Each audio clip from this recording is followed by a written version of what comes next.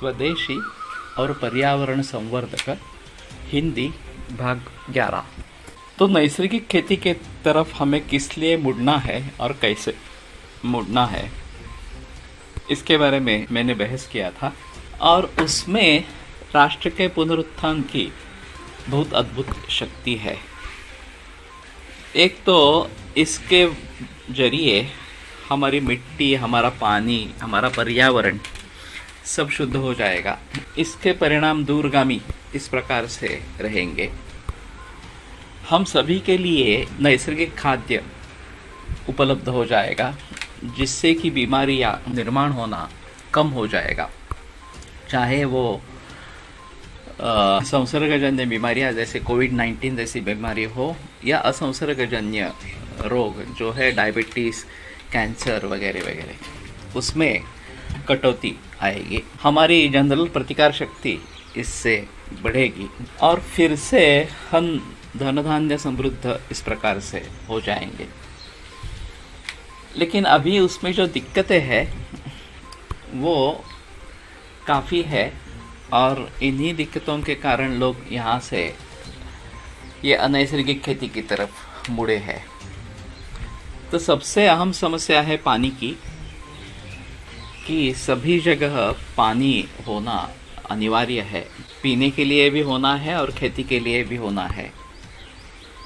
अभी ये जो विकेंद्रीकरण हो गया कि शहरें और देहात सभी सुविधाएं शहर के लिए उपलब्ध हो गई, वहाँ बड़े बड़े डैम्स बनाए गए और पूरे शहर को पूरे बरस घर में आसानी से पानी मिल सके, इस प्रकार की सुविधा उपलब्ध हुई। और थोड़ा पानी खेती के लिए अब जा रहा है, ऐसी स्थिति है। तो ये व्यवस्था तोड़नी चाहिए, नदियाँ फिर से बहने लगी चाहिए और इसलिए एक अंडरग्राउंड बंधारे इस प्रकार से हम बनाएंगे। तो जो अभी वाटर लेवल कम हो गई है, ज़मीन में बहुत नीचे नीचे लोग जा रहे हैं, 500 फीट 600 फीट इतना भी नीचे जा रहे हैं और भूगर्भ में जितना भी जल संचय है उस सभी को ख़त्म कर रहे हैं। तो अगर हम नदी खोदेंगे, नदी का पात्र उसमें खोदेंगे, नीचे जाएंगे, चाहे 5 फीट 10 फीट जितना आप जा सकते हैं, तो वर्षा के समय में नदी में जब बाढ़ आती है, पानी में बाढ़ आती है, तो ये पानी नीचे ज़मीन में परकोलेट होता जाएगा और इस प्रकार से जो हमारे कूप है, विहीर है, इस प्रकार के वेल है, उसको पानी का फ़ायदा होगा और वो भरने लगेंगे।